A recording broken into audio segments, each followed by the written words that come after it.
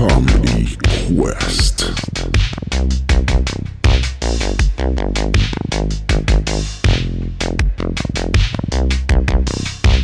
Yeah, gather round, let's make it clear. Comedy Quest in the house with the ear. Holy day on the mic, don't you see? Comedy maestro bringing all the glee. 20 years strong, he's a comic sage. Movies, TV, radio, taking center stage. From K-Rock to Stern. Yeah, he's been there, spreading laughter everywhere.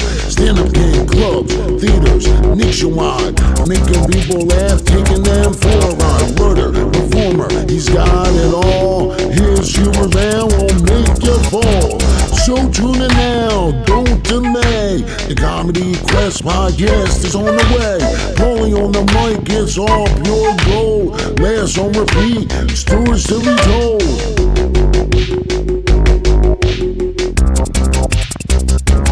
Yeah, this is Comedy Quest with your host, Paul Delangelo. What's going on? We got a great show for you today. I'm talking all kinds of stuff in the news. And first off, Comedy Quest here at Studio 168 is brought to you by Truck Stop Vampire. Go to truckstopvampires.com right now and check out all their newest music and all kinds of new stuff in their store. Starting September 29th, they got new songs, the remastered version of Roadhouse Blues, the Doors legendary song that they redid with George Lynch from Dokken, who is just an amazing musician. And this version of Roadhouse Blues absolutely rocks. You gotta check it out. And then Friday the 13th in October, the Vampires are coming out with all kinds of new music that you have to check out. Go to truckstopvampires.com right now. And this is Comedy Quest with your host, Paul Delangelo. And like I said, I got a great show for you. We are telling some road stories. I got a road story from my buddy Billy Mira, who used to be on the Howard Stern show constantly. He's the voice of David Lee Roth and Ozzy, and he's a musician touring with his band Billy Mira and the Hitmen. It's got a great road story that you're going to hear. I got a couple road stories that I'm telling. I touch on some things in the news, from Russell Brand and his sexual allegation to Congresswoman Lauren Boebert. And so, let's start it off and get right into it. Thank you for listening to Comedy Quest with Paul Delangelo. And here we go. Alright, so let's get right into it. So first off, we've had a couple hiccups here. This is the first podcast that I've ever done like this. So excuse, the little hiccups in the beginning. I had a bunch of episodes that I was trying to get out. We were having some issues with the podcast company that I'm using. Seems like we got them all ironed out now. So there's going to be a handful of episodes that get posted kind of one after another. So if you dig it, you could go back. You could listen to them whenever you want. Originally, we were going to call the podcast Laughcraft. That got ironed out, so we are Comedy Quest now. I want to thank everyone who's stuck in there through these little wrinkles. Again, I apologize, but there was some issues with this podcast company. I had to switch over to a new company, which these guys over at Podbean have been great. And anybody out there who wants to do a podcast, I recommend that you use Podbean. They've really been awesome fixing any kind of wrinkles that had happened from the other podcast company. Now, like I said, this is the first podcast I'm doing. I've done radio for many, many years. Basically the same. It's just a little bit different. I know everyone's doing a fucking podcast now. But there's a lot of things that, I kind of been wanting a voice, and I'm not doing as many shows as I used to, especially being a single father. So I figured, what the hell, this will be my little platform that I could, go out and say whatever I want and not really care about being canceled. And that's really, the basis of Comedy Quest is to not worry about the cancel culture and actually kind of tell the cancel culture to go F themselves. And this is somewhere where we could laugh and be free and have freedom of speech and talk about things that we want. I'm going to talk about news stories, and we're going to make fun of things, and, whatever is really on my mind or out there. It was just out in the news that Rupert Murdoch is stepping down from his empire of news agencies and movie companies, but he's stepping down to be the chairman. So I don't know exactly what that means, but if you've listened to any of my previous episodes or you go back and listen, I am really big on not believing everything that we hear from the news because of people like Rupert Murdoch, who I watched Howard Stern with my own eyes deal with in a negative fashion. And when a guy owns a shitload of news outlets and he doesn't like you, well, you might get some news stories that aren't as flattering as you would like. But I think it's comical that he is stepping down, but also going to be the chairman of the companies. Makes no sense. I thought it was ridiculous that he would be relinquishing control in any way, shape, or form. But from what I'm reading out there, Rupert Murdoch announces a transition to a new role of chairman of Fox Corporation and News Corp. Who the fuck cares? This guy is 92 years old. It's amazing he's still alive. He's 92. And they got all this big news that he's stepping down, but he's going to be the chairman. Makes no sense. I guess his son will become the sole chairman of both companies. He put out in a statement, I'm writing to let you know, I've decided to transition the role of chairman for my entire professional life. I've been engaged in daily news and ideas, and that will not change. But the time is right for me to take on different roles. You think at 92, maybe it's a good idea to, fucking shift to something different? See, this is why I think people, when they get to a certain age, shouldn't be allowed in politics, shouldn't be allowed to make laws, and shouldn't be allowed to make, big-ass decisions. This guy was born in 1931. Sliced bread was invented in 1930, okay? That's how old this guy is. Scotch tape.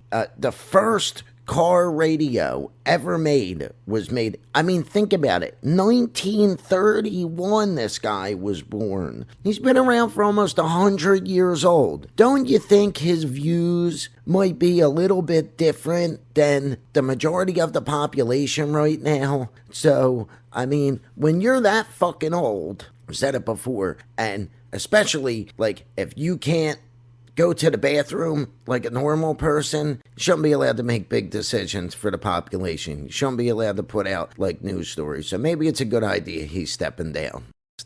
All right, so let's get into my first segment, which is You Suck. And Rupert Murdoch should be part of that segment, but here we go. Here's my first segment, You Suck. You suck. You suck, you suck, you suck, you suck, you suck, you suck. Your boy has no skills. You're schooled by a little girl.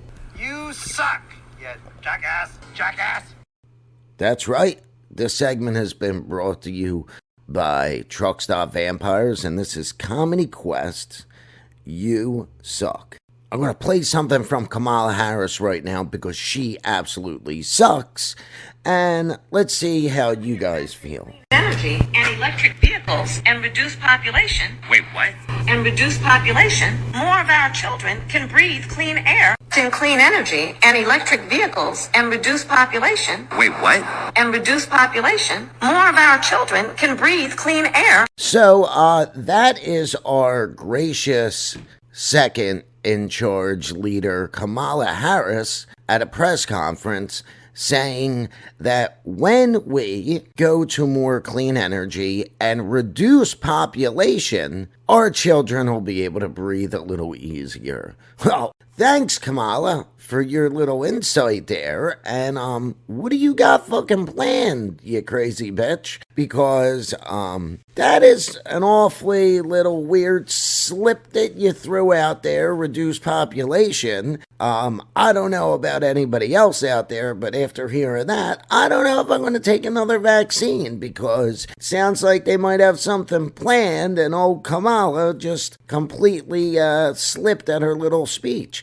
I mean, I have never seen leaders who were more bumbling than Joe Biden and Kamala Harris. It is seriously like a Saturday Night Live skit.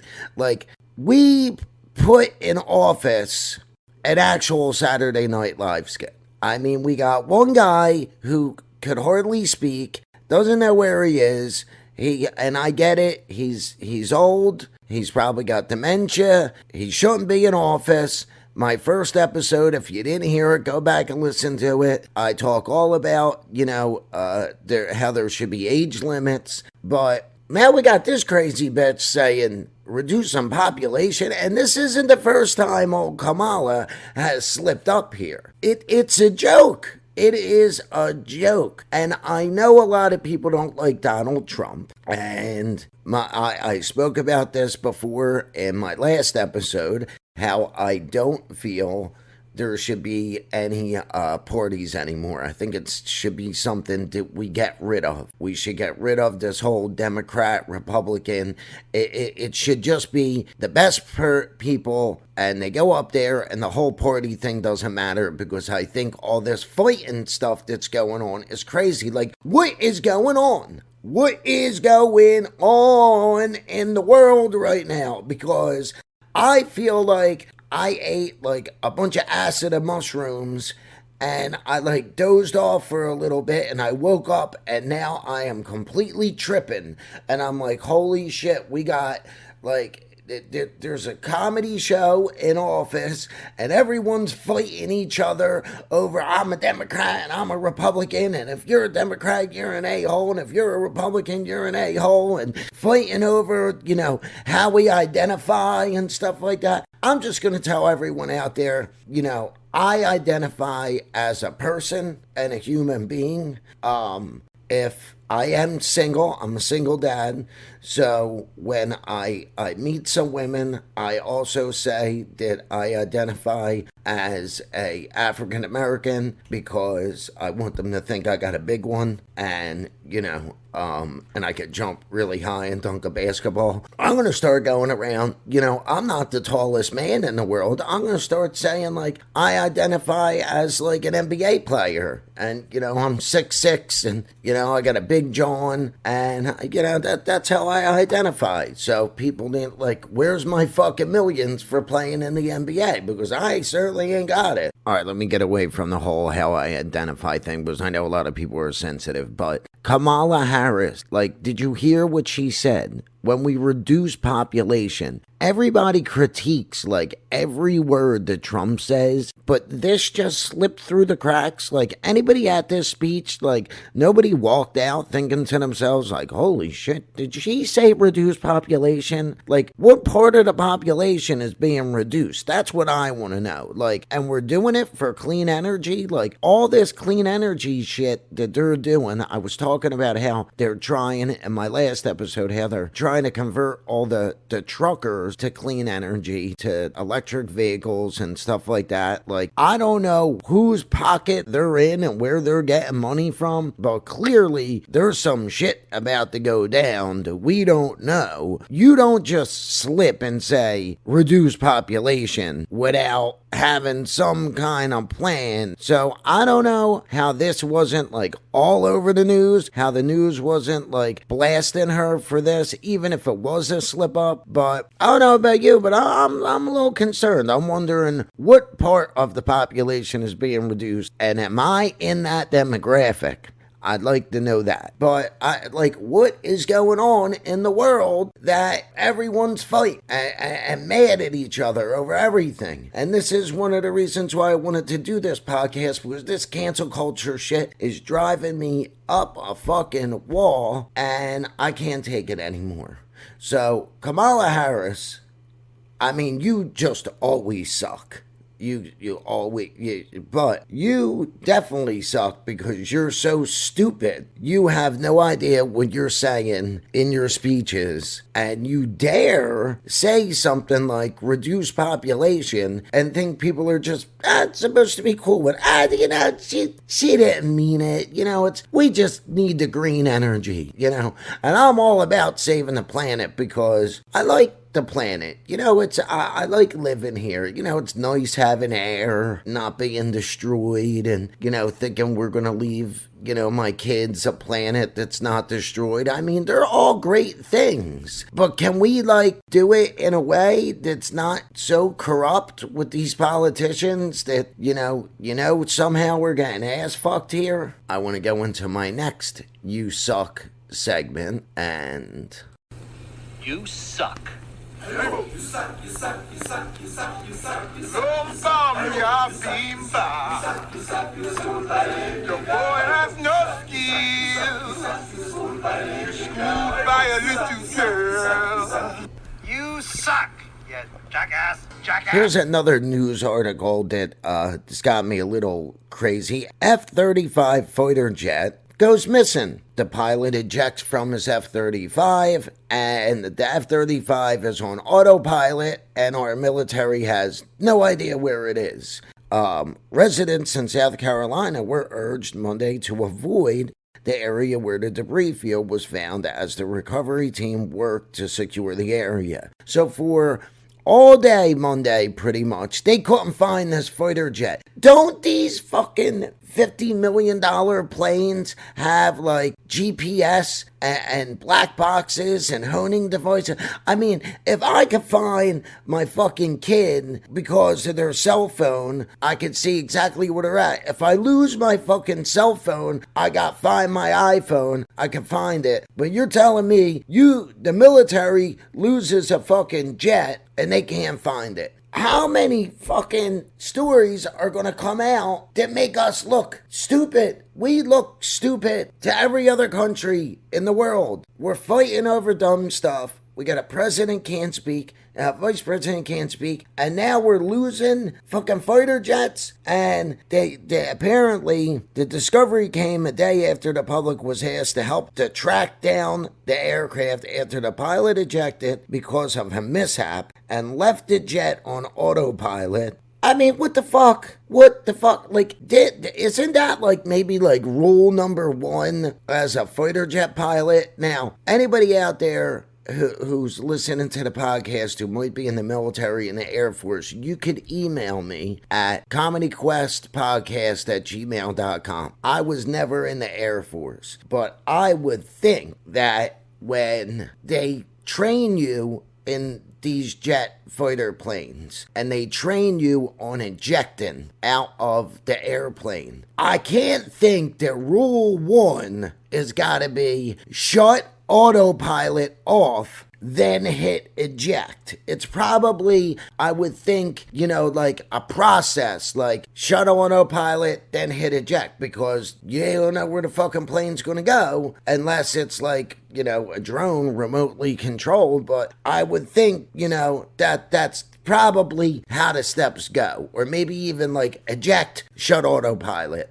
But I would think shut autopilot first, because if you hit eject first and you're ejected, you miss the fucking autopilot. I just don't know. First off, if you lose a fighter jet, why you would put it all out in the news, because you're just making us look stupid. If we saw this news article coming out of Russia or China or something, we'd be like, they're idiots. I mean, how do you lose a fighter jet? But now we're the ones doing it.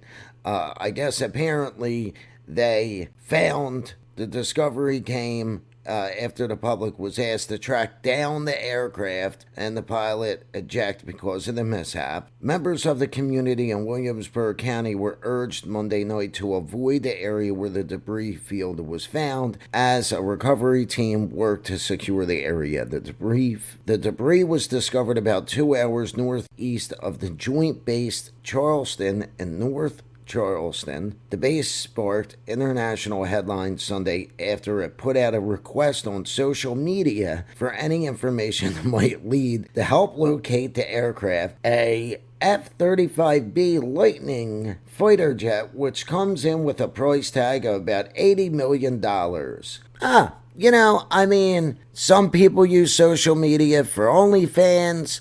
Some use it, for a podcast like this. And the military puts out, things like, we lost an $80 million airplane, and hey, anybody out there that happens to know where our $80 million airplane is, could you let us know? We're looking for it. We misplaced it. I would have loved to have been in that meeting when they decided to use social media. Yo, we lost the plane. How we going to find it?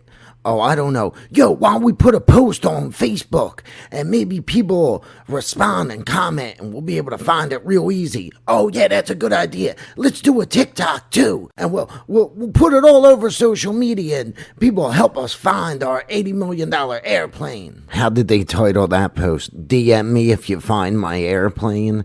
Did they come out with a TikTok dance for losing an airplane? Am I going to see a new trend on TikTok about, doing a new TikTok airplane, find my airplane dance? You're going to see all these kids all around the world copying this new trend of the military trying to find their airplane. I can imagine the TikTok now. You got 3 Air Force guys we can't find our plane, help us find our plane, and they're doing some goofy TikTok dance, and then after 2 weeks you're gonna see all kinds of chicks and OnlyFans and kids doing this so they could get followers. Ugh, yeah, let's use social media to find our plane. It's like losing your car keys, real nonchalant, hey, anybody in this area, if you happen to see an $80 million fighter jet without a pilot, you want to give us a call because we might be looking for the airplane. So, we figure we put it out on the old Twitter. Maybe Elon could use his fucking Starlink and find our shit. And, I think it's pretty crazy. It's still unclear exactly what unfolded and why the pilot ejected from the aircraft. But apparently, I guess they found the rubble from the airplane crashing. Thank God nobody was hurt. It's pretty crazy that not only did we lose an $80 million jet plane, but we put it out all over the news and social media asking people for their help in finding our lost airplane. So that is my You Suck segment of Comedy Quest. And you are listening to Comedy Quest with your host, Paul Delangelo, brought to you by Truck Stop Vampires. Don't forget to go to truckstopvampires.com because September 29th, they are releasing new music, the remastered version of Roadhouse Blues with George Lynch. Absolutely rocks. Go to truckstopvampires.com for all Truck Stop Vampire gear and news. And on Friday the 13th in October, they are releasing a bunch of new music that you gotta go and check out. Once again, this is Comedy Quest with your host Paul Delangelo, brought to you by Truck Stop Vampires. Like I said in the beginning of the show, I was going to have a road story told on here, and I typically like to tell some road stories, things that happened to me when I was on the road, with, doing stand-up, and because there was always crazy things that happen. So I actually got a buddy of mine who you may or may not know. His name is Billy Mira, and he was the voice of Ozzy and David Lee Roth for many, many years on the Howard Stern Show. And not that long ago, Billy had his own show on Sirius Satellite, which I actually helped him with for many years. Billy is an extremely funny and talented guy. He actually has a band, Billy Mira and the Hitmen. You gotta go check him out. Billy is a phenomenal singer and musician.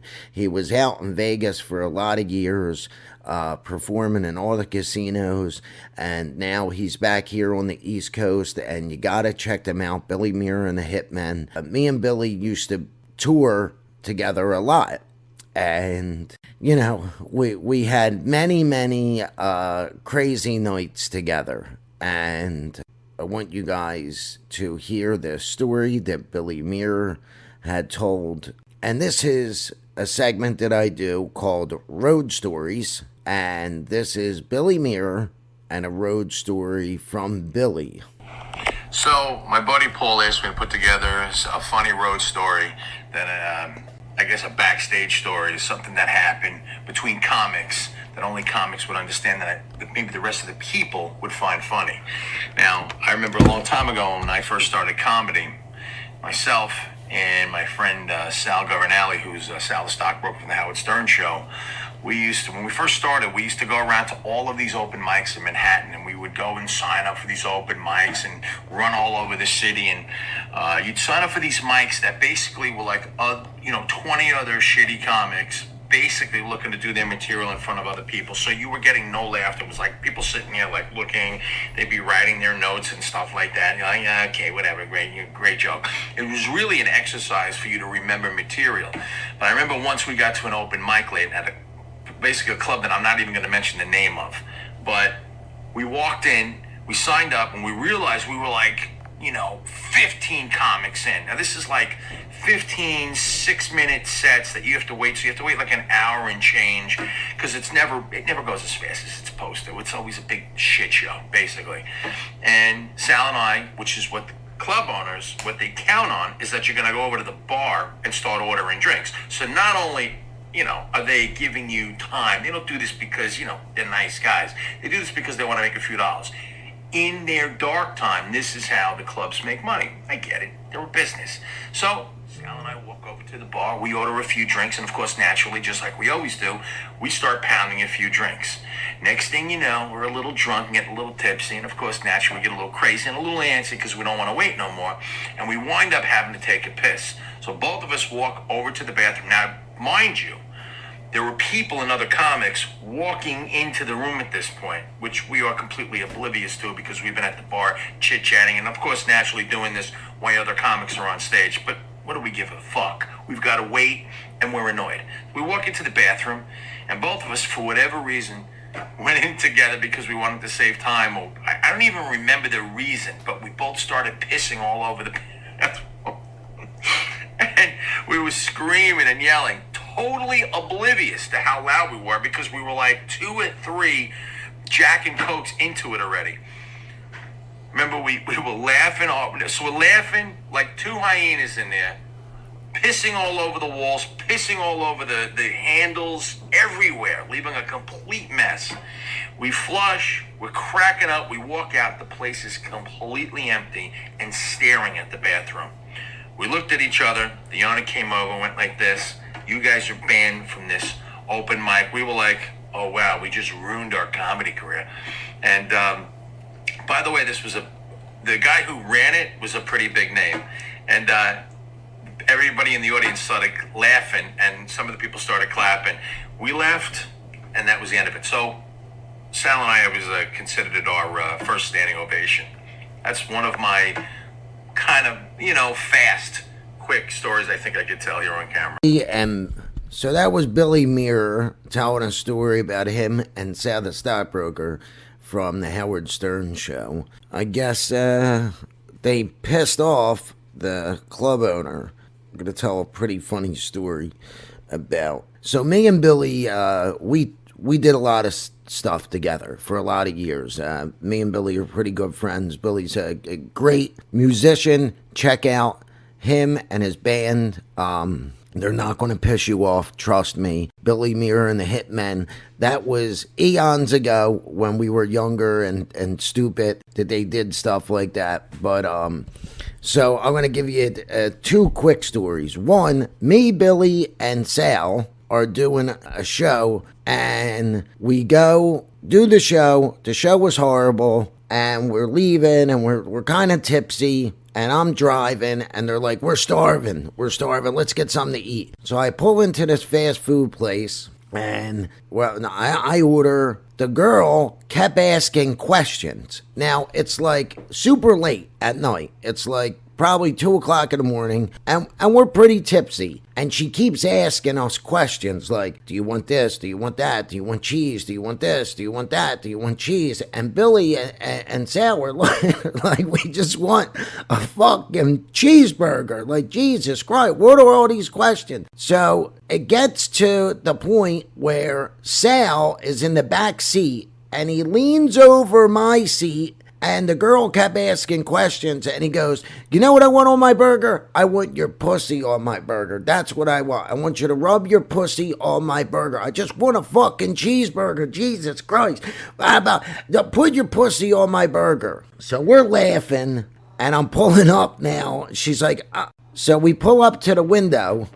And this poor fucking girl is like horrified because this poor young girl is just trying to do her job. I guess you don't realize, like, 2 o'clock in the morning, it's probably all drunk people coming to get fast food. You know, maybe I should cut down on all the questions. We pull up, and now the manager is giving us our food.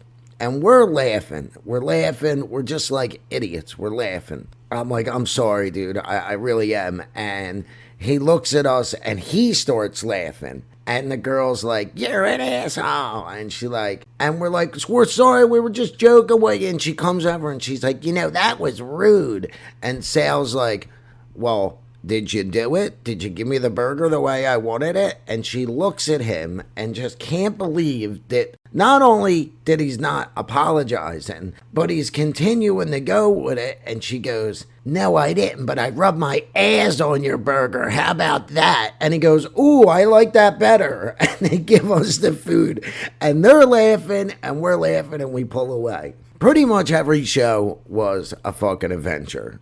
I mean, like, somehow, some way, and this is why I want to tell a lot of these road stories, because I have so many of them that almost every night somehow something crazy happened.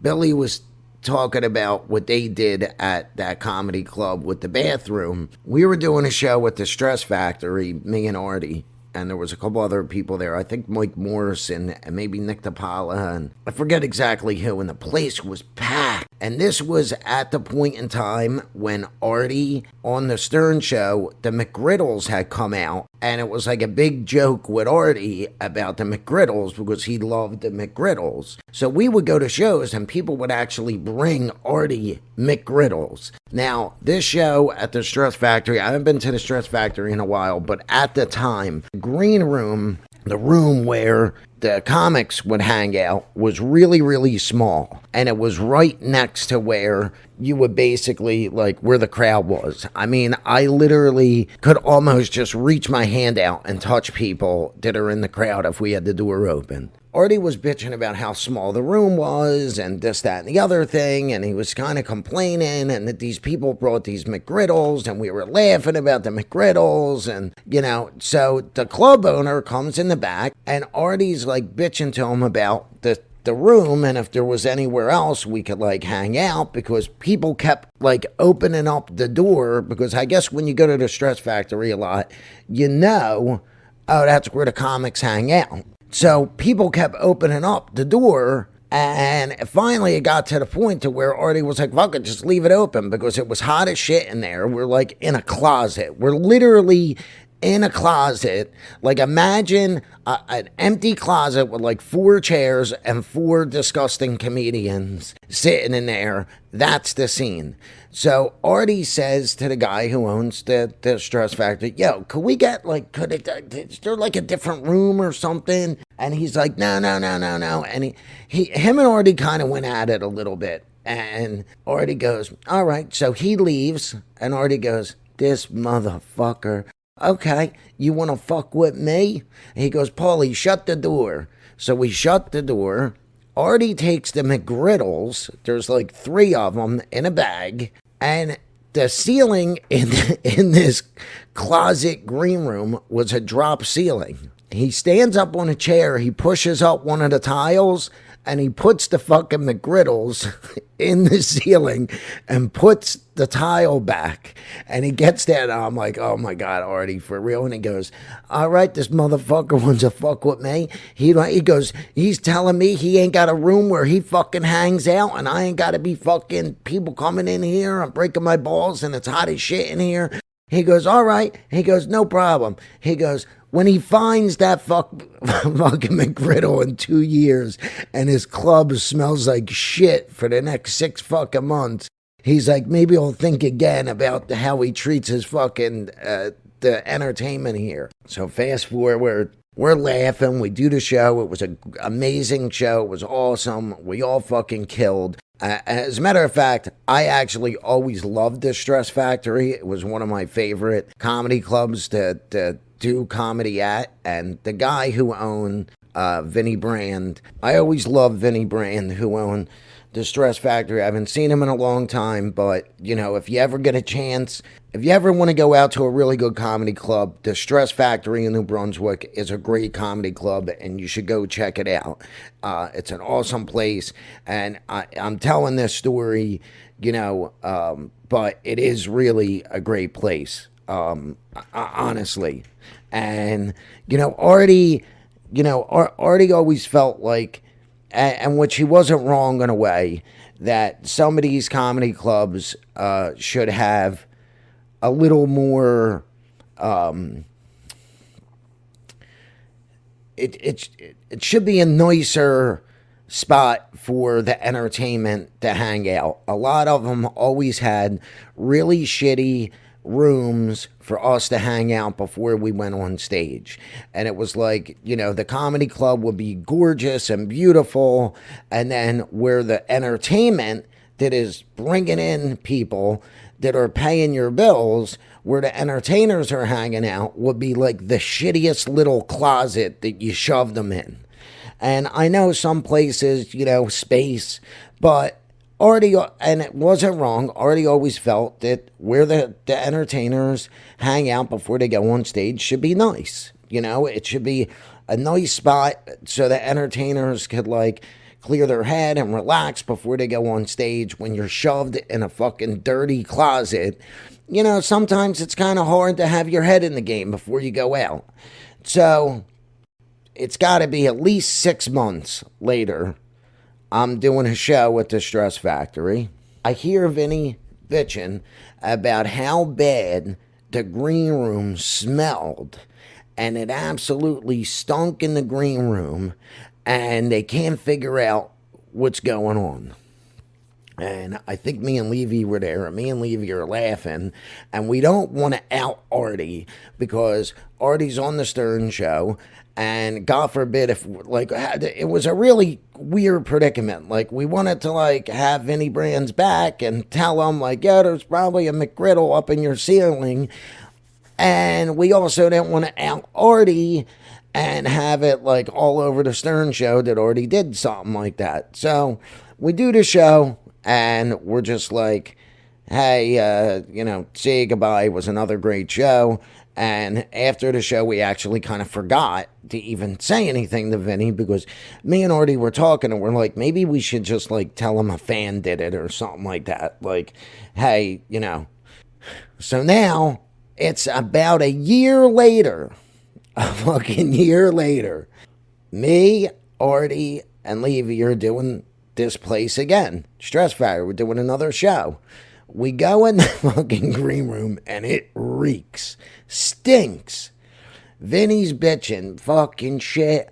Someone did something. I don't know who the fuck did it. We can't get rid of it. They got fucking candles burning and all this shit. So we go in the green room. Artie fucking opens up the tile in the ceiling where he put the McGriddles. He reaches his hand up there and he fucking pulls the bag down. The bag of McGriddles is still there. And he fucking walks over to Vinny and he fucking shows him. And he goes, listen, motherfucker. He goes, look at the shithole fucking room you got us in. He goes, I put those fucking McGriddles up there to teach you a lesson. And he's like, what? Yeah. So we're all laughing now because nobody knew all this time. And he's telling us how he's been trying to figure out this smell for fucking ever. And they can't figure out where this fucking smell has come from. So eventually, you know, we laugh about it. You know, Vinny was a little pissed off, but by the end of the show and stuff like that, you know, Vinny and Artie shelled it out. And Artie, I don't know exactly how, thinking back at it now, but Artie used to pack his place, and Artie used to make him a lot of money, so I guess. And if I know Artie might even have offered to pay to have the green room cleaned and shit like that. Go back months and months later, and the green room is completely different now. The green room is all clean, and it's nice, and it's neat, and I'm like, holy shit, you know, like it fucking worked. So, you know, Billy told you a road story about him and Sal urinating all over a bathroom. And my road story is about how Artie stuffed a McGriddle up in the ceiling of a comedy club. And all I got to say is that, you know, comedians say a lot of goofy things on stage. And we do a lot of goofy things on stage to make people laugh. But behind the scenes, we're doing the same shit, if not more. And most of the time, a lot of the stuff that happens behind the scenes is funnier than what you see on stage. This segment of Road Stories has been brought to you by Truck-Stop-Vampires. Go to truck-stop-vampires.com right now. Check out all their music. They have new music coming out September 29th, and the Vampires come out Friday the 13th in October with all kinds of new music. So go to truckstopvampires.com right now and check these guys out. Their music definitely rocks. And you have been listening to Comedy Quest with your host, Paul Delangelo. And that was Road Stories. All right, let's keep it rolling. And let's get to our next segment, You Rock. And this is stories from around the world of people and things that I think rock. First off, You rock, Rock. the 5 Americans that were freed from Iran. You guys rock. I'm glad that you guys are home. And, you know, we need to free all these hostages. Doesn't matter where they are, where they're from. And they all need to be freed and to come home. Anybody else, but the 5 Americans released from the Iranian detention landed in Washington, D.C. early Tuesday after a flight home via Qatar. The Americans who have been designated by the U.S. as wrongfully detained were freed as part of a wider deal that included the U.S. unfreezing $6 billion in Iranian funds. The agreement also involved the release of 5 Iranians in U.S. custody. I mean, I gotta be honest here, you know, like, I am ecstatic that these 5 Americans are home, and they should be. But if we're just gauging on making a deal, you know, if I'm like at a flea market and I'm trying to make a deal with someone, we kind of got shafted on this deal. You know, like, they gave us 5 Americans, we gave them 5 Iranians. But we also gave them $6 billion. I mean, this fucking administration gives money away like I have never seen before. They give our tax dollars away like it's nothing. $6 billion to you, $5 billion to you, $3 billion to you, $100 billion to you. This fucking Biden, he loves to give money away.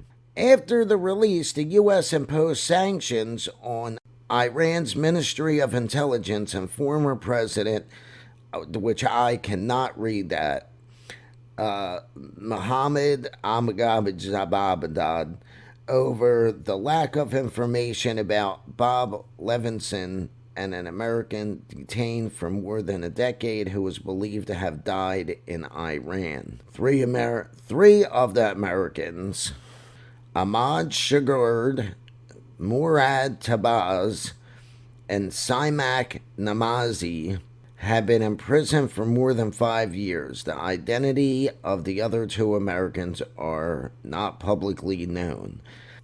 I'm not trying to be insensitive in any way, and I'm sure that these three people are Americans. They don't have the most American name I've ever heard in my life. I mean, it's not like it's like Tim Johnson and Joe Smith here. But they're apparently Americans, but I just feel like, I don't want to go to, I want to go to a swap meet with Joe Biden because clearly he ain't that good at making deals, I mean, I would just think like, Iran, I give you your 5, I get my 5, okay? It's an even deal. Why we had to throw in the extra $6 billion, was a little extra there. I mean, $6 billion, $6 billion for the 5 people that are home, and the people that were involved in getting them home. You guys rock, and I am happy that you are home. And I'm so happy that our president gave Iran an extra $6 billion because, they could use it, for good things, because Iran is very known for doing very good humanitarian things around the world. I'm sure there's no way that they'll use that like $6 billion to like make a nuclear bomb or, bad things. They're not known for stuff like that. So I think Joe Biden, it was a good idea to cushion the deal with the $6 billion because, they're probably going to use that money to help feed the hungry and help, with a lot of things, the environment. I'm sure Iran will use that $6 billion to go green, because that's a big thing in Iran. But also, the other news story that came out a few days ago was that McCarthy, GOP leader McCarthy, came out and said that he is doing an impeachment investigation about Joe Biden and his family. And I think you rock. You rock, Rock. If that's actually true, and this isn't just smokescreen bullshit that you're saying to the fucking public and not actually doing. I think it is absolutely ridiculous that we have had so many presidents in a row that have clearly been caught doing illegal things. If that was me or you, we'd be in fucking jail in a second. There wouldn't be an investigation. We get thrown in jail, and they would, even if we were found innocent, I was arrested multiple times for shit that I didn't do. Thrown in jail, no questions asked. Now I got out of jail, but I mean, it was like 5 seconds. I got thrown in jail, no questions asked. After I was in jail, they figured it out that I didn't do nothing. And then they let me out. Oh, yeah, sorry, sorry we threw you in prison for a day, but we figured out you were telling the truth, so we let you out.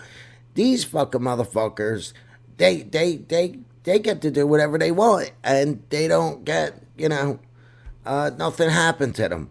And I had told a story last episode about Biden's daughter and how I realized after I met this woman at a club in Philadelphia, way later on, that it ended up being Joe Biden's daughter.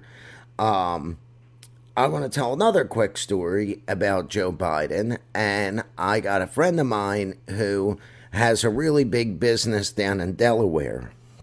And I'm not going to get into too many details with this because I wasn't there, but this is the story that I was told, so I don't want this to come back at me in any way if I tell this story not 100%.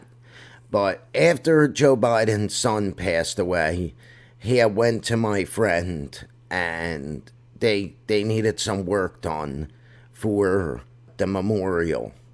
And my friend did all this work for them, and it was a lot of work. And he is a small mom and pop business that, they're just making it. Like they're not wealthy. They do well in their business, but they're not like super wealthy in any way. And, these jobs that they do, when you have a small business, a lot of times when you're doing a job, you're not taking any profit because you're using your profits to produce the next job.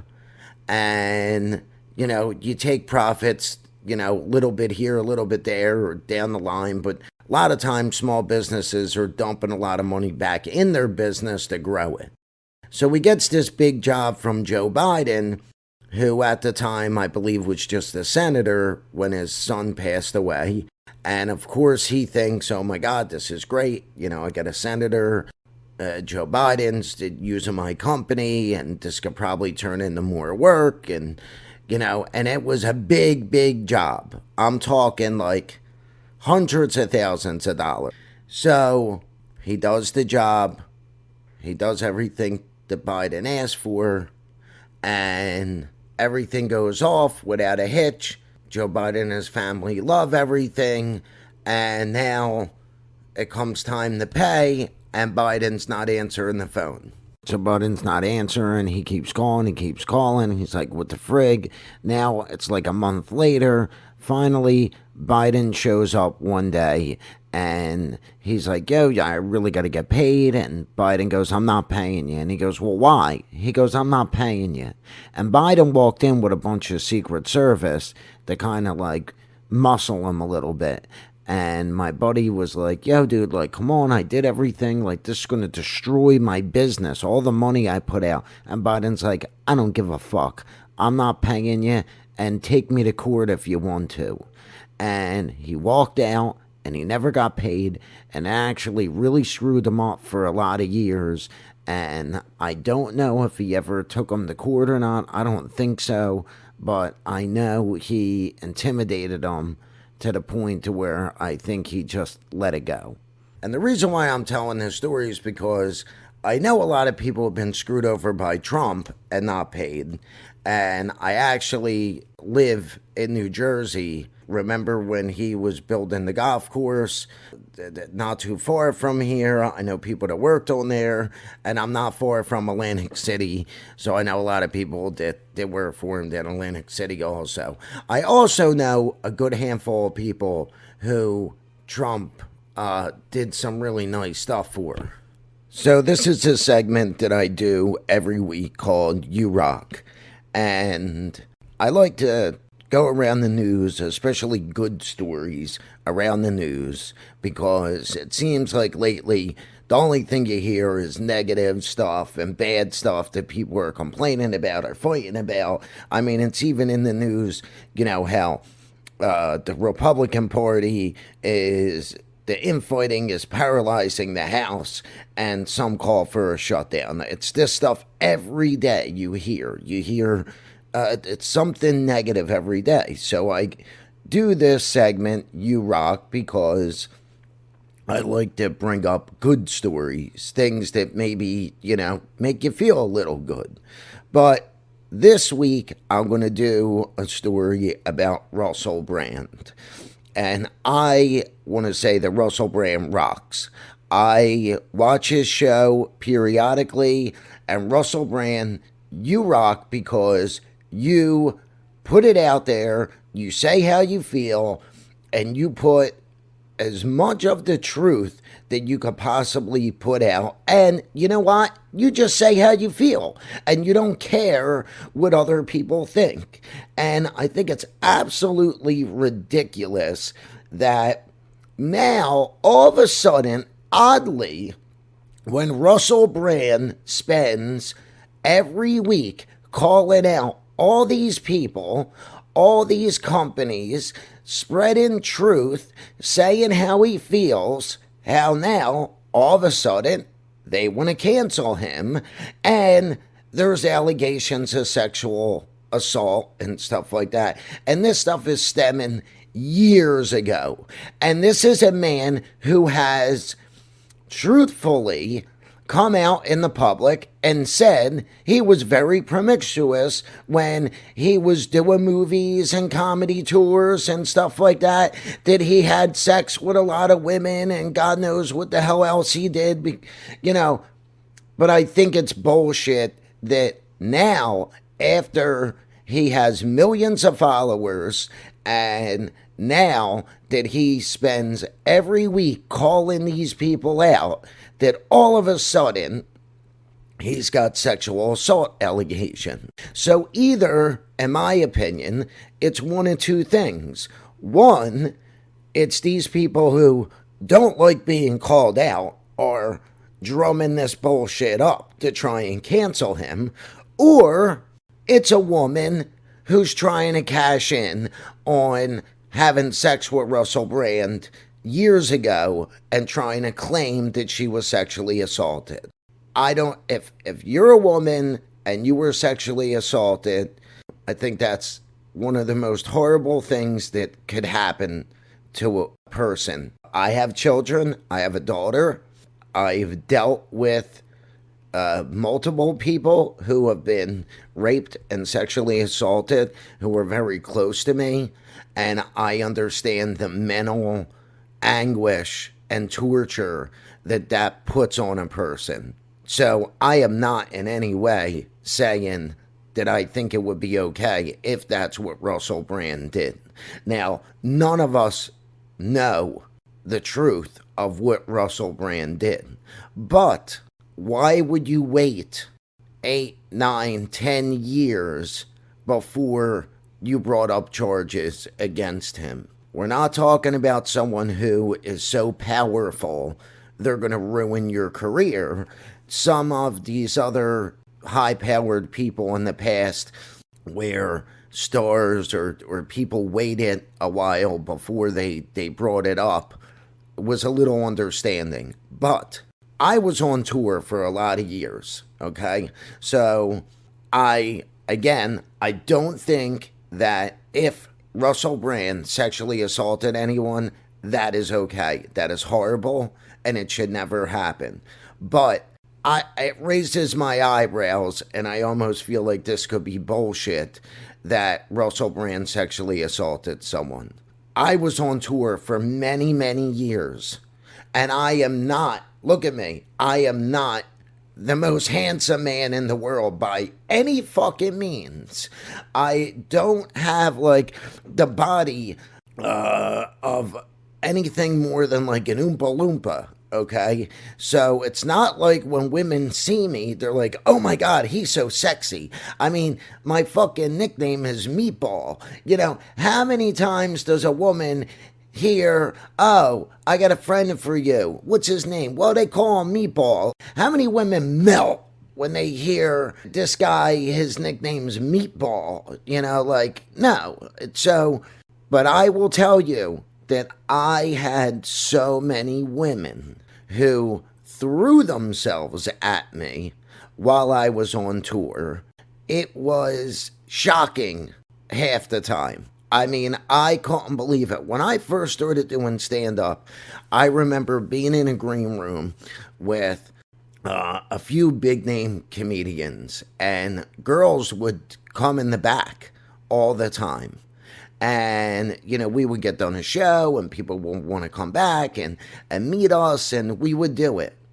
And I remember some of these comedians like saying things to these girls like, let's just get it out on the open right now. Like, do you want to fuck tonight, or we just hanging out and talking? And I remember the first couple of times, like, some of these guys said shit like that. I was like, holy shit, talk about being, like, fucking up front. Like, we ain't even being smooth in any way. And I remember saying to the one comic, like, holy shit, dude, like, how fucking up front are you? Like, goddamn, I mean, you just straight up said to these girls, like, if you want to fuck, like, let's go back to the hotel. And if you don't, like, I just want to know where we stand here. And he said to me, listen, I don't want to waste my time, first off, with these girls, hanging out in a hotel, or having some girl's boyfriend banging my hotel door down, or, like, it's better to just be upfront and honest. Like, what do you girls want to do? Why are you hanging out backstage after the show? Do you just want to meet us? Like, and I'm talking about, like, say, after we already met these girls and we hung out for a while, and that, it's been a couple hours, and now we're getting ready to go back to the hotel and call it a night. And some of these guys would just be point blank and go, you want to fuck, or you want to come back to the hotel and fuck, or you want to, like, split up, like, go our separate ways, because we're going back to the hotel. And if you don't want to fuck around, then say goodbye. And when I first heard this shit, it blew my fucking mind. What I'm trying to say here is that in my experience, and all the people that I ever hung out with, did shows with, big name people, nobody had to sexually assault anyone. And I'm sure, there was shit went down that I didn't see. Probably not with anybody I worked with, because anybody I ever worked with was just not like that. Don't get me wrong. I know that shit goes on. I'm not an idiot. Nobody, any show, being on the road, anything like that, nobody had to sexually assault anyone. No one had to do anything, because 99.9% of the women who we came in contact with basically threw themselves at us. And more times I had to tell women no, or fight with them no, than for anyone to be sexually assaulting us. I mean, there were times where we had to, like, just split and get out of town, because we were worried, it was going to turn into something bad with, like, a boyfriend, or they were just drunk, or, so no one ever had to go to that level, because most of the ladies just put it out there. Oh, I realized, you know what? They're right. Get it out in the fucking open. Who the fuck wants to deal with some girl's boyfriend banging down? Because I've had shit like that happen while on tour. Who the fuck wants to deal with a bunch of bullshit? And let's be open and honest. And let me tell you, on my fucking kids, at least 80% of the time, these girls, when those guys would say shit like that, they would laugh and be like, ha ha ha, yeah, I want to go back to the hotel. Yeah, I want to have sex with you. I had a girlfriend for a long time that I used to bring with me to comedy shows that I did. I would have women come up to me and hit on me in front of my girlfriend while I'm holding her hand. And I would say, thank you, I appreciate it, but this is my girlfriend. I can't tell you how many times girls will go, I don't give a fuck her. Leave her here. Let's go back to your hotel. Women when they want something, they get away with shit like that. Men don't. You know, I can't go backstage of a Pink concert or an Ariana Grande concert or, you know, maybe Miley Cyrus would be cool with it, but I can't go backstage to meet someone and get their autograph and stuff and then be like, hey, you want to fuck? You want to go back to the hotel? They'd have me fucking drug out with security. Now, if a woman does it to a man, they're like, okay, let's go back to the hotel most of the time. But even if they don't, like I'll tell you right now, Artie, I give an example. Artie had a girlfriend for a really long time. Women would come backstage. They would hit on Artie. The shit they would say, Artie, I want to fuck you. Artie, I want to do this. Artie, I want to do that. And he would say no. He never, I'll tell you what, the one thing Artie never did, people could talk shit on Artie. Artie was fucking faithful to his girlfriend. He never, ever cheated on that girl. Ever. No matter how many women threw themselves at him, he would say, Paulie, get these girls out of here. Paulie, I don't even want to get in trouble. I don't even want to be around them. Most of the time, Artie would meet people, say hello, sign some autographs, and he'd be like, come on, Paulie, let's get the fuck out of here. And we would get out. I get him back to the hotel and shit like that, and he didn't even want to be around any of that shit. Artie never cheated on his girlfriend, no matter how many times women threw themselves, and they used to throw themselves at him. And he would go, well, he's single, and he'd point at me, and my short, fat ass, I'd be like, hey, right over here. And we'd end up at the hotel. You know, like, that old saying, star fuckers, it goes true for a lot of people. So my point to this is that where I feel like this could be fucked up for Russell Brand and a lot of other people who are accused of sexual shit like this is that women follow stars around. Women go backstage and stuff like that sometimes. They throw themselves at men who were on stage and stuff, and then later on want to say they were sexually assaulted. Now, again, I don't know. This is allegedly. I wasn't there. I don't know Russell Brand. But it just raises my eyebrows that Russell Brand has been doing a show where he's speaking the truth. He's getting bigger and bigger and bigger. And now all of a sudden these allegations come out. And he did not hide at all from this stuff. As a matter of fact, he put a statement out. And I'm going to play it for you guys. He put a statement out, and I don't think he's really wrong in what he said. So here's Russell Brand's statement on his allegations. Hello there, you Awakening Wonders. Now, this isn't the usual type of video we make on this channel where we critique, attack, and undermine the news in all its corruption, because in this story, I am the news. I've received two extremely disturbing letters, or a letter and an email, one from a mainstream media TV company, one from a newspaper, listing a litany of extremely egregious and aggressive attacks, as well as some pretty stupid stuff, like my community festival should be stopped, that I shouldn't be able to attack mainstream media narratives on this channel. But amidst this litany of astonishing, rather baroque attacks are some very serious allegations that I absolutely refute.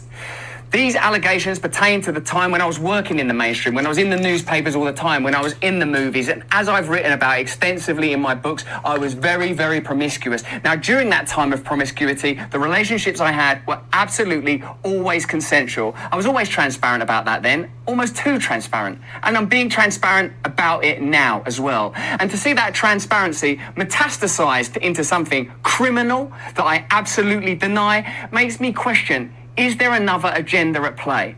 particularly when we've seen coordinated media attacks before, like with Joe Rogan when he dared to take a medicine that the mainstream media didn't approve of, and we saw a spate of headlines from media outlets across the world using the same language. I'm aware that you guys have been saying in the comments for a while, watch out, Russell, they're coming for you, you're getting too close to the truth, Russell Brand did not kill himself. I know that a year ago there was a spate of articles, Russell Brand's a conspiracy theorist, Russell Brand's right wing. I'm aware of news media making phone calls, sending letters to people I know for ages and ages. It's been clear to me, or at least it feels to me like there's a serious and concerted agenda to control these kind of spaces and these kind of voices. And I mean my voice along with promiscuous consensual conduct in the past. What I seriously refute are these very, very serious criminal allegations. Also, it's worth mentioning that there are witnesses whose evidence directly contradicts the narratives that these two mainstream media outlets are trying to construct, apparently in what seems to me to be a coordinated attack.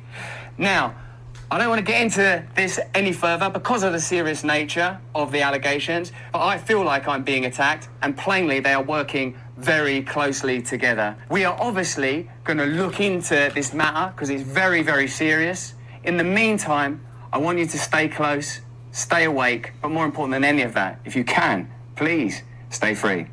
That was Russell Brand's statement after these allegations. And if you listen to what he's saying, these allegations are not necessarily coming from someone.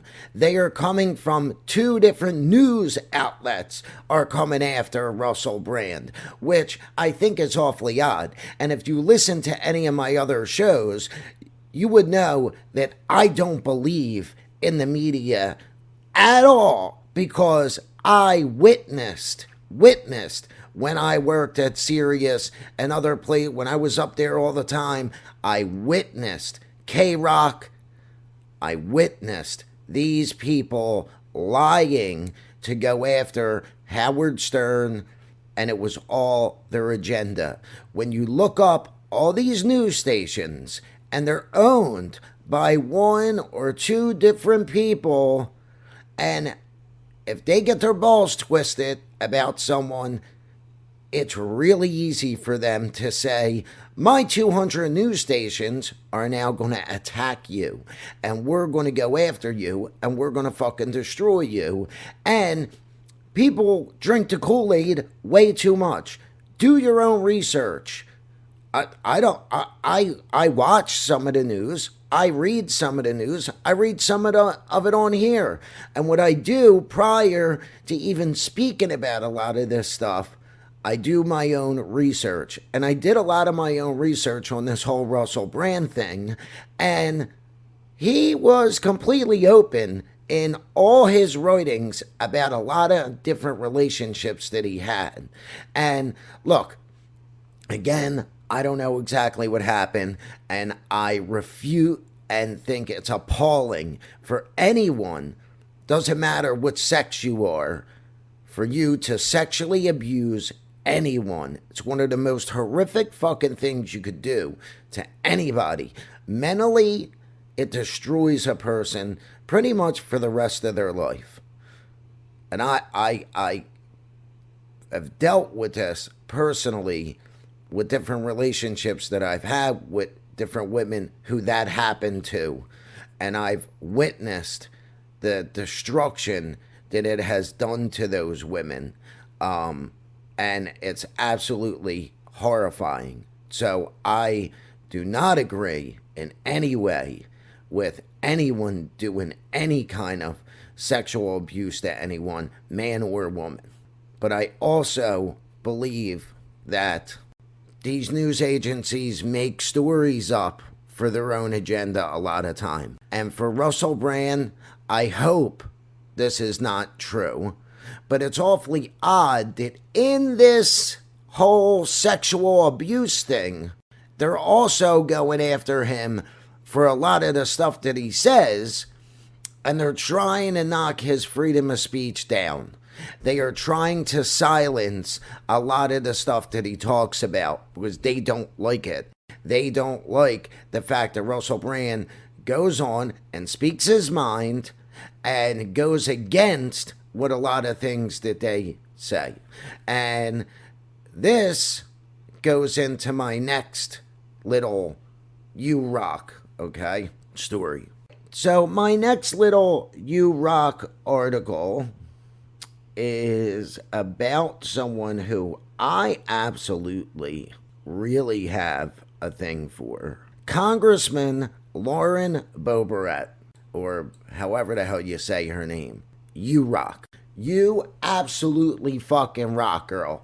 And I'm going to tell you why she rocks and how I think this is appalling that all this shit is out in the news. Okay? First off, this is a congresswoman who, you like her, you don't like her.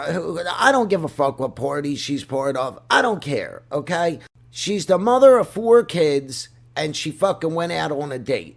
I think it's appalling that people are recording her and putting it all over the internet.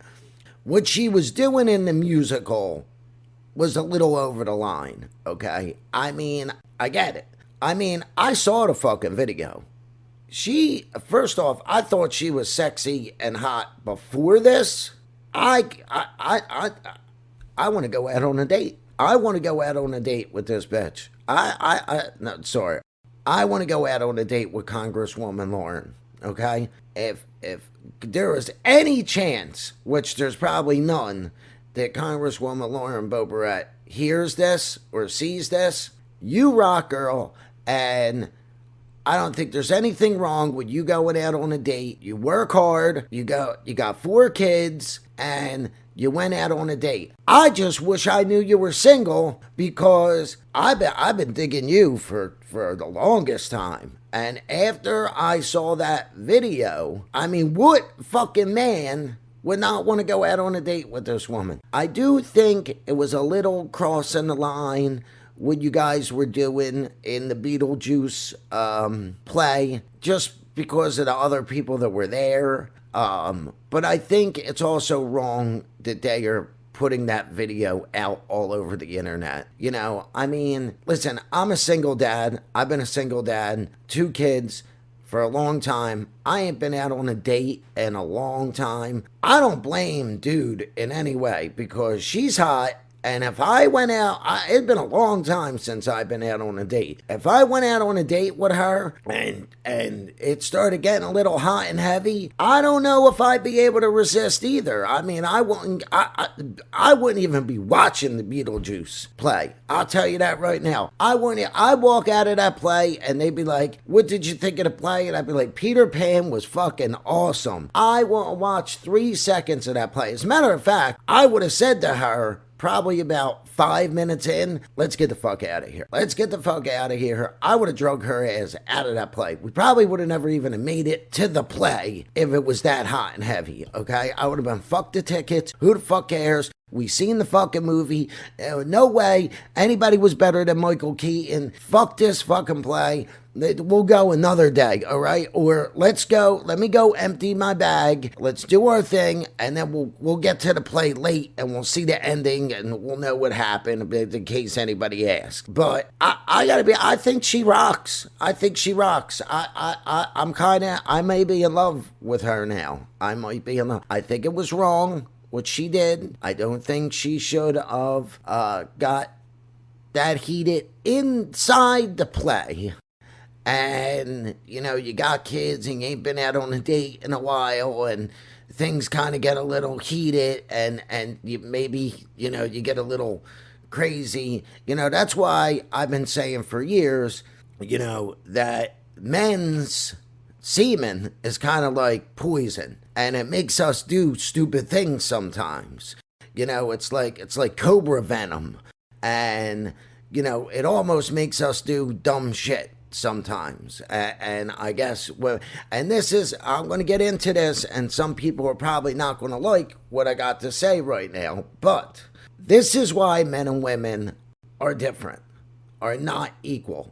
A man, just like I was saying with the whole Russell Brand thing, I could never go backstage of a concert and start getting all sexy and stuff with like Pink.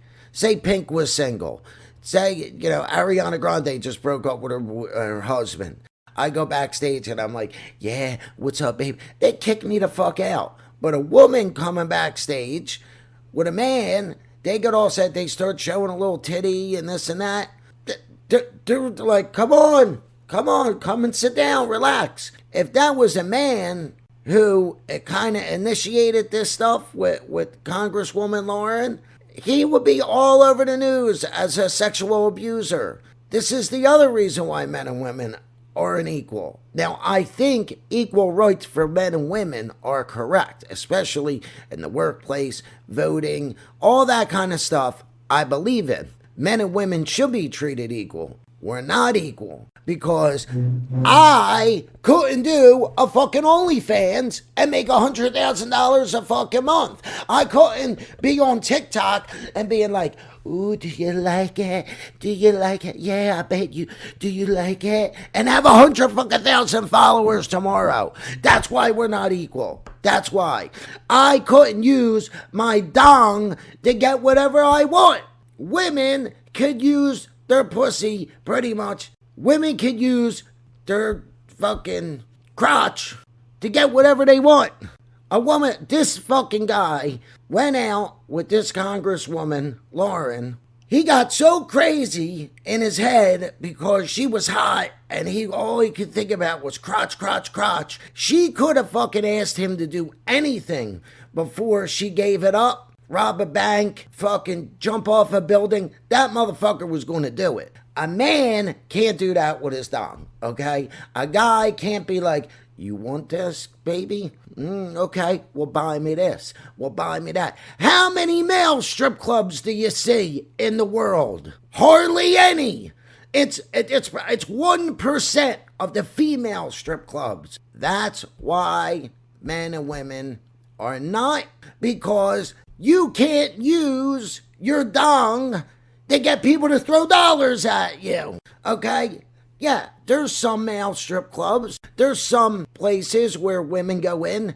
But the percentage of male strip clubs to women's strip clubs is drastically in the women's favor because women's crotch and fucking boobs and all this stuff have a lot of power that men don't have. Again, I think equal rights for men and women should be. I love my daughter. I love my mother. I think, in the workplace, all that stuff, men and women should be treated equally. I'm just saying that women got a power over men, especially, and some women with their crotch. It's like fucking kryptonite that they could use to pretty much get whatever they want with certain people. I mean, look at fucking Donald Trump. Donald Trump was the president of the United States, and we're hearing shit him talking about grabbing girls' fucking pussy. Okay? This guy was worth billions of dollars. And the word, just thinking of a woman's crotch, a sexy woman's crotch, he lost all consciousness and literally went into dumb, stupid caveman and was like, oh, boobs. I like boobs. I like women's crotches. I'll do whatever. Here, Stormy Daniels. Here's so much money. Just touch it. Oh, come on, touch it. That's where men and women are not equal because there ain't no woman out there that's like, I gotta have Paul's dong so bad that I will fucking do anything for it. I mean, look at him. He's short and bald and kind of chubby. Ooh, I gotta have it. I don't care. I'll do anything. You know the great saying, hell has no fury like a woman scorned? You don't hear that shit about men. No. And that's been around for thousands of years. And it's been around for thousands of years because men know, first off, a woman will fuck them up, okay? Fuck them up. Totally. I know it. I've been through it. Women, you're tough and you fuck a guy up. You'll also mentally fuck a guy up. They know all they got to do. Look at fucking social media.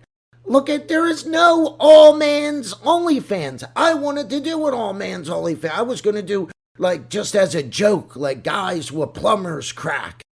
You ain't gonna get no money for it. Now, who the fuck is gonna subscribe to that? Now, it was gonna be like a joke with guys like bending over fixing stuff, but nobody's gonna subscribe to it. You know, go, you know, back in the day, you know, like having, like calendars. Calendar girl. That was a big thing. There's 1,000 calendars with sexy women on it, and there's like 3 with guys. Women have power that men don't have. Women could use their beautiful bodies as power over men and that men don't have. And this is where I have seen on the road, like I was talking earlier with the whole Russell Brand thing, where women have used their attributes to their benefits, and then maybe later on, if it didn't work out for them, said how it happened differently. I'm going to tell a little story right now. Another reason how men and women are not equal. As a matter of fact, I think everyone, if you're a fucking human being, you're a human being, and every human being should be treated equally. That's how I treat everybody equally. I don't care. Men, women, sex, age, sexual preference. I don't give a fuck. I don't care. It doesn't bother me. You know, I don't treat people differently. I treat everyone exactly the fucking same. The only people I treat differently are the assholes, okay? There's a human being category and there's an asshole category. Assholes, I don't deal with and I don't do things for them. And human beings, I fucking treat everyone equally. I don't care. Color, race, age, sex does not fucking matter to me. That's what I think the whole world should do. So, my kid's mother, we had 2 children, okay? Before we had our first child, we had broken up. We were going to be broken up. And we kept messing around here and there. I got her pregnant with my daughter, and I decided at that time, okay, I'm having a daughter. She wanted to have the baby. She wanted to have a family. She wanted to do all this stuff. I said, I'm going to step up. I'm going to do it. We're going to work things out. Okay. Now, she had some mental things that I kind of touched on earlier, but I'm not going to get into. Okay. And she had a lot of stuff that we had to overcome. And both of us kind of did for a little bit. So we're together. Then for a couple years, we have my son. Okay, well, she falls off the wagon, trying to get her help. She won't bring her to doctors, bring her to rehabs, do all this stuff. Finally, it got to the point to where my kids were in danger. I was coming home from work. My kids were not at home with her. And like an hour later, she would come pulling in and get out of the fucking car stumbling, all fucked up. And with my kids in fucking car seats in the back of the car. So I did what I had to do. And I said, that's it. Either you get fucking help or go party and I'm taking care of the fucking kids. Well, she didn't like that. She did not like me putting my fucking foot down. Okay. So I smartly called the police first, told them I'm going to have an intervention with her. She's a little off her fucking rocker. I don't know exactly what's going to happen, but I just want to let you know, in case she calls the police, this is what's going down, okay? So I had the intervention with her. I had the rehab set up. We're getting ready to leave. She agrees. I'm fucked up. You're right. I'm putting the kids in danger. I want to stay in our relationship. I'm glad you're getting me help. We pack all her shit. We're walking out the fucking door to go to the rehab. Before we get to the car, she looks at me and she goes, you're a scumbag. You're going to screw me over. Runs back in the house. The next thing I know, the cops show up. Oh, you beat up your girl. No, I did not beat up my girl. Had to go through all this fucking shit. Got put in cuffs.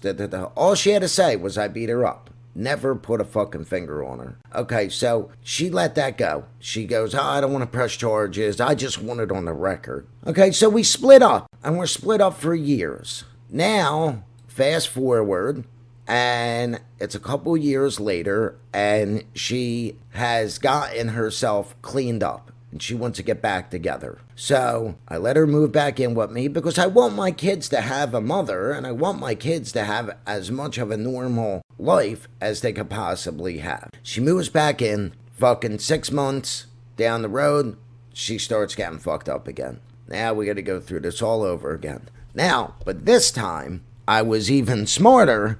I put fucking ring cameras on either side of my house, just in case. Because even though she was still a little goofy, you know, sometimes. So I do the same fucking thing. Got the rehab set up, I call the police. Now we're living in a different town at this point, so it's a different police station. Call the police, tell them what I'm going to do. So I tell her we have an argument in the morning before she goes to work, before I go to work, about either we're done, this is it, this is the last straw, or you got to get help. I walk her to her car, literally. It's on the ring camera. Walk her to her car. We're talking, no problem. She's hugging me, kissing me. She's a little upset about what I talked to her about. But it's all on the fucking ring camera, or pretty much our whole discussion. She goes to work. I go to work. I have the police call me. Hey, you had called earlier. You told us that you were going to have this intervention. Could you come down to the station and just answer a couple questions? Well, I'm not fucking thinking anything of it because nothing happened other than we kind of argued for a couple minutes and then it ended. And we were outside. She got in her car. I got in my car. We went to work and that was it. I go down to the police station. They fucking arrest me because this chick went to the police and told them I beat her up and I shoved her face onto the fucking the range and turned the fire on. Now, this dumb chick, because she was so fucking high, she also posted all kinds of social media pictures of herself, like modeling pictures, that fucking morning after we got in our little tissy. I guess thinking, well, I better put it out there and try and get a new guy as quickly as possible.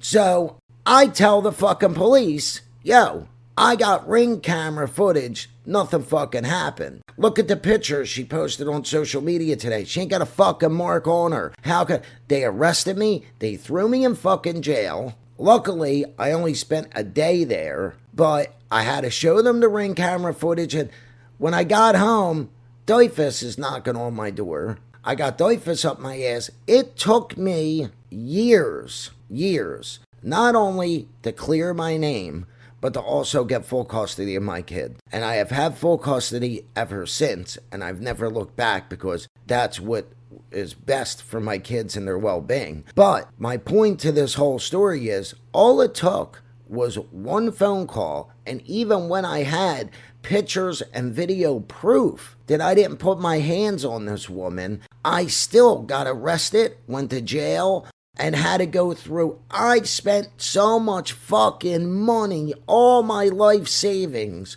on clearing my name and getting full custody. Fucking years and years and years of saving and investments. I blew through it all to do this. And that's another reason where men and women are different, because I called the police multiple times because later on, and even during this, see, she used to put her hands on me. She would hit me, but she was little and it's not like it hurt me. You know what I mean? There were times when the cops came and I had marks all over my fucking face, scratches all over my neck. I still got pictures of them. If people end up emailing in or something like that and they don't believe me, I'll fucking show the pictures my next episode. Scratches down my neck. I mean, like I was attacked by a Wolverine. Cops never arrested her. Nope. Never put her in handcuffs. She never went to jail. All she had to do was say, I put my hands on her and I was getting sent to the county jail. And it's kind of fucked up. So even though I believe men and women should have equal rights, that's where there should be equal rights. Here's another example. When I got full custody, and after I blew through all my money and stuff, people said, oh, there's programs out there to help single parents. I applied for some of them. You know what they fucking told me? Oh, they're for single moms, not single dads. There are no programs for single dads. I remember the one lady, I looked at her and I go, oh, because I'm a fucking single dad, is my mortgage cheaper? Do I get like a break on my fucking cable bill because I'm a dad and not a mom? And they're like, well, no. And I'm like, well, what the fuck? And they're like, that's just how it is. So like, even though like people want equal rights, there are not equal rights on both sides. And that goes for women as well. Women, I know a lot of women in the workplace and stuff like that are not treated equally, and it's horrible. And honestly, everybody should be treated equally. And as far as jobs go, it should be your job performance, how you get paid. If there's a woman in the company is kicking ass better than men, she should get fucking paid more. I mean, that's how I ran my businesses. I didn't care how old you were, sex you were, what color you were. I did not give a fuck. I paid you by performance. You got paid by performance. And my place, especially even the last place I ran, dude, people used to joke around and were like, it's like the United Nations in here. Yeah, I had Oriental people and Indian people, people from Bangladesh, white, black. Didn't matter. I don't care. That doesn't matter to me. You come in, you do a good job, you get a fucking paycheck at the end of the week. That's all that fucking matters. And if you do a really good job, you get paid more. And you could be getting paid more than everybody else, and you could be the youngest, and you could be ethnically different, and you could be a woman. Who the fuck cares? If you come in and you do a great job, who cares? One of the last segments I did was called Break the Books, and that's where I put out all my sports picks, my sports betting picks. I just want to let you know, you could check out, I have another account called Break This Book Sports, and it's on all social media pages. In the past couple weeks of the NFL, I am 17-4 with my picks. Last week I went 5-1. Now there's a Thursday night game tonight. I'm kind of digging the over and Matt Breida touchdown. The over on the receiving yards on Christian McCaffrey, and I like the San Francisco money line. If you add all of them together in a parlay, it's about like a plus 500, something like that. But what I suggest to everyone who bets all my picks or even your picks, bet everything straight and then do a parlay with your picks, because a lot of times, like last week, I had 6 picks. I went 5-1. I did 2 parlays. One parlay hit, but the other one lost. But if you only do one parlay 6 games, you go 5-1. Well, you still won money instead of losing money. If you just do parlays and teasers and stuff like that, you're destined to lose money. But every week, I'm going to put out my picks here on Comedy Quest, and my next episode, I'll put out picks for the weekend, a couple stories and stuff for this week. I want to thank everyone for listening to Comedy Quest with your host, Paul Delangelo, brought to you by Truck Stop Vampires. Go to truckstopvampires.com right now. They have new songs coming out September 29th, Roadhouse Blues with George Lynch, who absolutely rocks.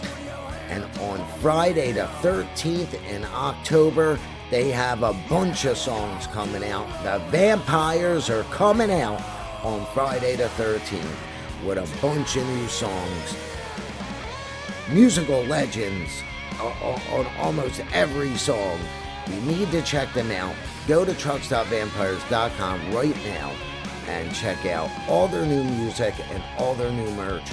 A lot of their new merch is really fucking cool if you're into really cool looking shirts and stuff like that. They have a whole new store with a lot of cool stuff. Go on and check it out.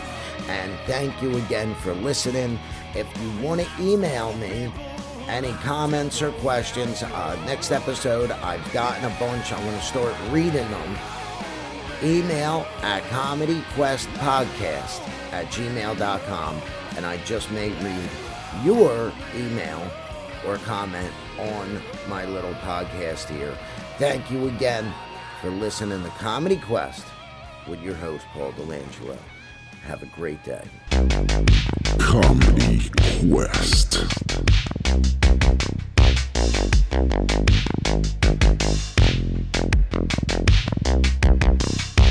Yeah, gather round, let's make it clear. Comedy Quest in the house with an ear. Holy day on the mic, don't you see? Comedy maestro bringing all the glee.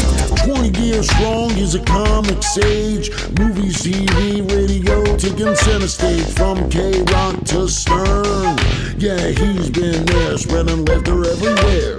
Stand-up game, clubs, theaters, nationwide. Making people laugh, taking them for a ride. Rudder, performer, he's got it all. His humor man won't make you fall.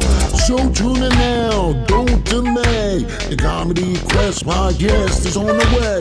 Paulie on the mic, it's all pure gold. Last on repeat, stories to be told.